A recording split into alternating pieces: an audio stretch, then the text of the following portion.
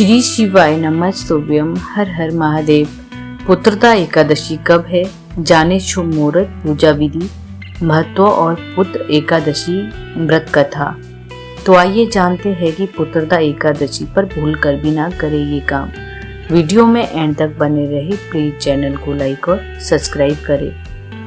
पुत्रदा एकादशी व्रत संतान प्राप्ति और संतान की कामना के लिए रखा जाता है। इस दिन शुभ मुहूर्त में भगवान नारायण और माँ लक्ष्मी की आराधना करने से सभी मनोकामना की पूर्ति होती है। शास्त्रों के अनुसार पौष शुक्ल पक्ष की एकादशी को पुत्रदा एकादशी के रूप में मनाया जाता है। संतान की इच्छा रखने वाले माता पिता के लिए यह व्रत श्रेष्ठतम वरदान की तरह है। यह तिथि सब पापों को हराने वाली पितृ रत्न से मुक्ति दिलाने में सक्षम है। जगत गुरु भगवान विष्णु स्तुति के आदि देवता है, इसीलिए जब तप दान पुण्य और सकाम अनुष्ठान पूजा के लिए यह सर्वोत्तम तिथि है। विष्णु पुराण में एकादशी तिथि की महिमा का गुणगान वर्जित है। इस व्रत को करने से जन्म जन्मांतर में किए गए पापों से मुक्ति मिलती है। वहीं पौष महीने की शुक्ल पक्ष की एकादशी का व्रत करने से पुत्र रत्न की प्राप्ति होती है। तो आइए जानते हैं कि पुत्रदा एकादशी कब है।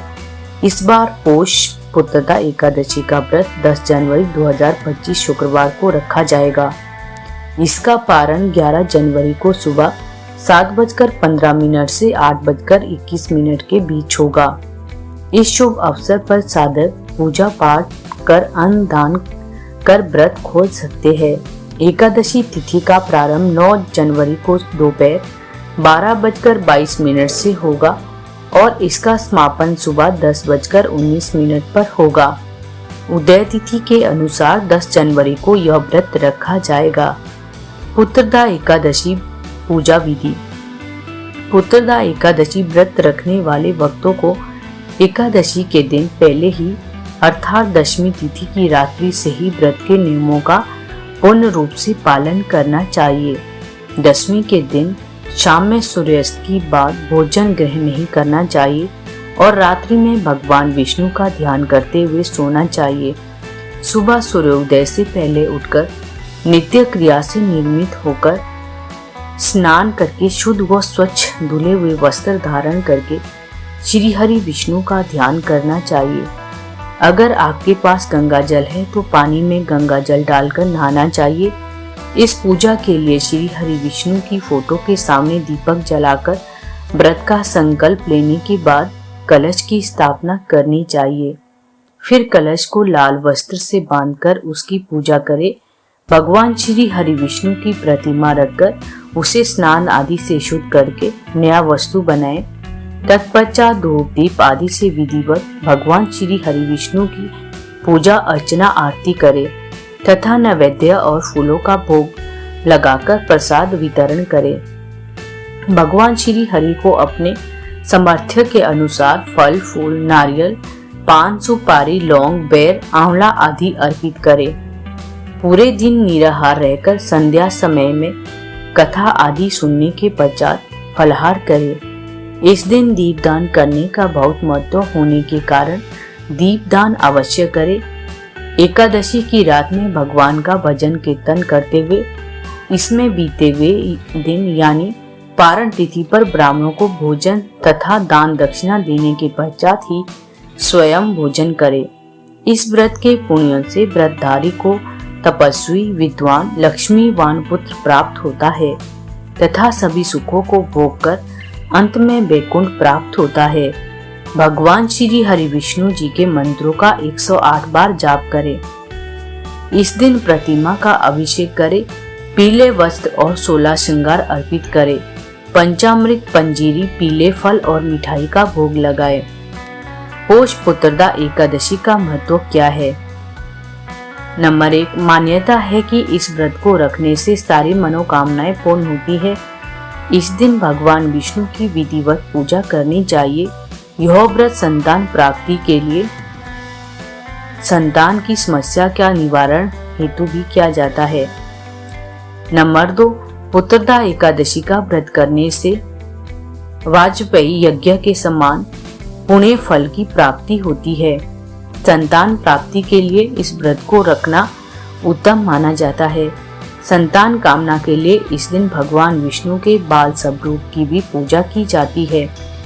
नंबर 3, यह व्रत 2 प्रकार से रखा जाता है, निर्जला और फलाहारी या जलीय व्रत। यदि आप स्वस्थ और उपवास रखने में सक्षम हैं, तो निर्जला व्रत रखें, अन्यथा फलाहारी व्रत रखकर विधिवत पूजा के बाद समय पर इसका पालन करें।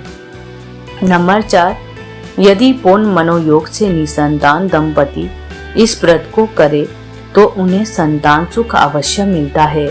संतान की प्राप्ति तथा उसकी दीर्घायु के लिए पुत्रदा एकादशी का जीवन खास महत्व होता है। पुत्रदा एकादशी के दिन भूलकर भी ना करे ये काम। नंबर 1, पुत्रदा एकादशी के दिन दाल और अनाज का सेवन नहीं करना चाहिए, बल्कि इस दिन फल, दूध जैसी सब्जियों का सेवन करना चाहिए। नंबर 2, पोष पुत्रदा एकादशी के दिन तामसिक भोजन जैसे मांस और मदिरा का सेवन नहीं करना चाहिए। एकादशी के दिन व्रत के पारण से पहले व्रत ना खोले, ऐसा करना बहुत अशुभ माना गया है। नंबर 3, पुत्रदा एकादशी के दिन अपना मन शांत रखना चाहिए। इस दिन किसी से भी लड़ाई झगड़ा या कलह कलेश नहीं करना चाहिए। नंबर 4, पुत्रदा एकादशी के दिन भूल से भी तुलसी के पत्तों को नहीं तोड़ना चाहिए। एकादशी से एक दिन पहले तुलसी के पत्ते तोड़े जा सकते हैं। इस दिन चावल का सेवन नहीं करना चाहिए। शास्त्रों में इस एकादशी के दिन चावल खाना निषेध बताया गया है। नंबर 5, एकादशी व्रत के दिन श्री हरि विष्णु जी या माता लक्ष्मी की पूजा में काले रंग के वस्त्रों का इस्तेमाल नहीं करना चाहिए। इस दिन पूजन के दौरान लाल या पीले रंग के कपड़ों का प्रयोग करना चाहिए। पुत्रदा एकादशी व्रत कथा। पौराणिक कथाओं के अनुसार शास्त्रों में इस व्रत की अनेक कथाएं हैं, किंतु पद्म पुराण में भगवान कृष्ण युधिष्ठिर के द्वारा पुत्रदा एकादशी के विषय में पूछे गए प्रश्न के जवाब स्वरूप यह कहा। भद्रावतीपुरी में राजा सुकेतुमान राज करते थे। उनकी रानी का नाम चंपा था। राजा सुकेतुमान के विवाह के बहुत साल बीत जाने पर भी कोई संतान सुख प्राप्त नहीं हुआ, जिसके कारण पति पत्नी सदा इस बात से चिंता शोक में डूबे रहते थे। उनके पिता भी चिंतित रहते थे कि राजा के बाद कोई ऐसा नहीं दिखाई देता जो हम पितरों का तर्पण कर सके। यह सोचकर पितृगण भी दुखी होने लगे।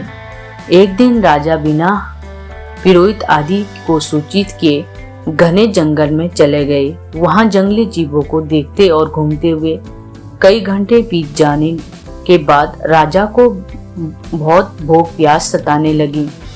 राजा चलते चलते एक तालाब के किनारे पहुंच गया। वह दुखी मन से वहां बैठा हुआ था कि तभी उसे कुछ दूरी पर एक आश्रम दिखाई दिया।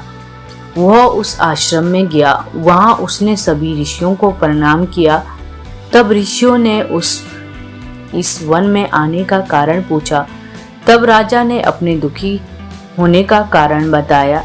ऋषियों ने राजा सुकेतुमान को कहा कि संतान प्राप्ति के लिए उनको पौष मास के शुक्ल पक्ष की एकादशी का व्रत विधि पूर्वक करना होगा। ऋषि ने पुत्रदा एकादशी व्रत की महिमा का वर्णन किया। अपनी समस्या का हल पाकर राजा वहां से खुश होकर वापस अपने महल को आ गया। फिर पुत्रदा एकादशी का व्रत आने पर राजा और पत्नी ने व्रत रखा और विधि पूर्वक भगवान विष्णु की पूजा की। पुत्रदा एकादशी के व्रत नियमों का पालन किया। इसके फलस्वरूप प्राणी गर्भवती हो गई और फिर राजा को एक पुत्र प्राप्त हुआ। इस प्रकार से जो भी पुत्रदा एकादशी का व्रत रखता है उसे पुत्र की प्राप्ति होती है। हर हर महादेव। दोस्तों, जानकारी अच्छी लगी तो चैनल को लाइक, शेयर और सब्सक्राइब करें।